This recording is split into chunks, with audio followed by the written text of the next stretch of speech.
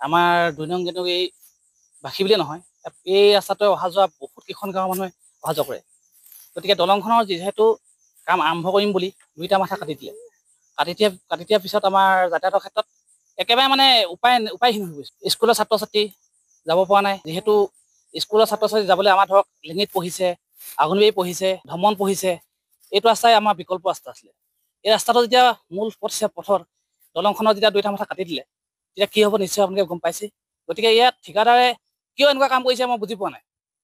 যিহেতু এই কথাটো নিশ্চয় আমাৰ বিধায়ক মহোদয়েও হয়তো অৱগত নোহোৱাকৈ থকা নাই।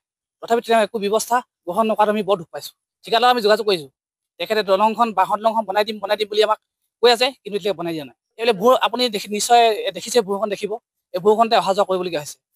স্কুলৰ ছাত্ৰ ছাত্ৰী ইয়াত পঢ়িছেও, তিতি জুলি জুপিও হৈছে, কিন্তু কোনো মৃত্যু হোৱা নাই বাৰু। কিন্তু ভৱিষ্যত যাতে আমি স্কুলৰ ছাত্ৰ ছাত্ৰীয়ে হওক বা ডাঙৰ গাঁৱৰ বয়োজ্যেষ্ঠ হওক মৃত্যু মুখলৈ নাযায়, সেয়েহে আমাক সোনকালে দলংখনৰ কিবা এটা ব্যৱস্থা কৰিব লাগে।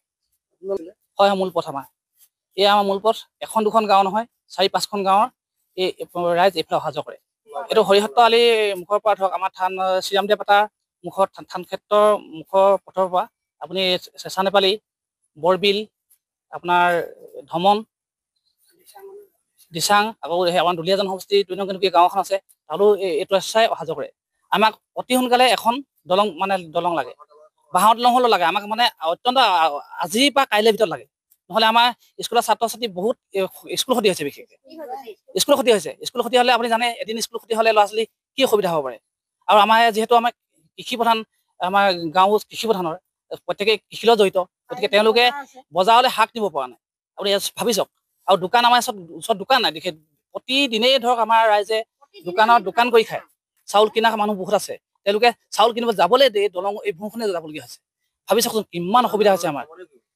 আৰু ধমনে বহুত ধমনে ঘূৰিছে, কিন্তু আজি চবৰে ধমন হৈ ঘূৰিবলৈ এখন গাড়ী নাই, হয়তো বহুত লোকৰ চাইকেল এখনো নাই। তেওঁলোকে কেনেকৈ যাব? গতিকে আমাক অতি সোনকালে এখন দলং লাগে, আমি দাবী জনাইছোঁ। আপোনাৰ দলংখন 2 মাথা ঠিকাদাৰে কাটি থৈ গ'ল। আপোনাৰ নৱেম্বৰ মাহতে আপোনাৰ ঠিকাদাৰে উদ্বোধন কৰাৰ পাছত আপোনাৰ ঠিকাদাৰে কাটি দিলে। কাটি দিয়াৰ পাছত আপোনালোকে আজি পৰ্যন্ত দলং বনোৱা নাই।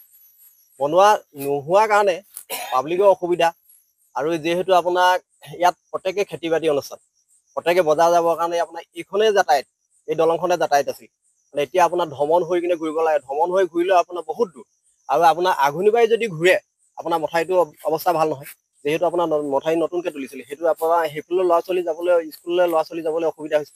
আপোনাৰ ধমন হৈ ঘূৰিবলৈও আপোনাৰ বহুত দূৰ, কাৰণ সময় এটা আগতীয়াকৈ ওলাব লাগিব ন। আপোনাৰ যদি 8টা বজাত যদি ঘৰৰ পৰা ওলাই আনকালে দলংখন থকা অৱস্থাত, এতিয়াতো আপোনাৰ 7:30 বজাত 7টা বজাত ওলাই যাবলগীয়া হৈছে। ইমান দূৰ এটা দূৰ ঘূৰিবলগীয়া হৈছে।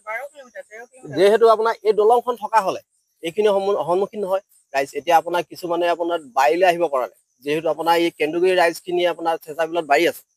বাৰীলৈ আহিবলৈ আপোনাৰ ধমন হৈ কেতিয়া বাৰীলৈ আহে, গম পাইছেনে? যিহেতু আপোনাৰ ঠিকাদাৰে যদি ইয়াত আপোনাৰ যদি স্কিমত যদি টকাই নাছিল, তেতিয়া তেওঁলোকে দলংখন ভাঙিব নালাগিছিল।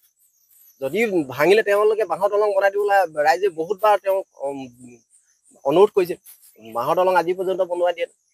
কি কাৰণে বনাই দিয়া নাই? তেওঁ গাফিলতিৰ কাৰণে বনাই দিয়া নাই। যদি তেওঁ দলং বনাব নোৱাৰে, তেতিয়াহ'লে ভাঙিব নালাগিছিল। এই কেন্দুগুৰি অঞ্চলত যিখিনি আমি দেখিবলৈ পাইছোঁ, বানপানীত বহুত অসুবিধা হৈছে খোৱা বোৱাৰ কাৰণে। আৰু 2 নম্বৰতে হৈছে আমাৰ ল'ৰা ছোৱালী স্কুললৈ অহা যোৱা কৰিবলৈ বহুত অসুবিধা হৈছে। দ্বিতীয়তে হৈছে আমাৰ বেমাৰী নিবৰ কাৰণে বহুত অসুবিধা হৈছে।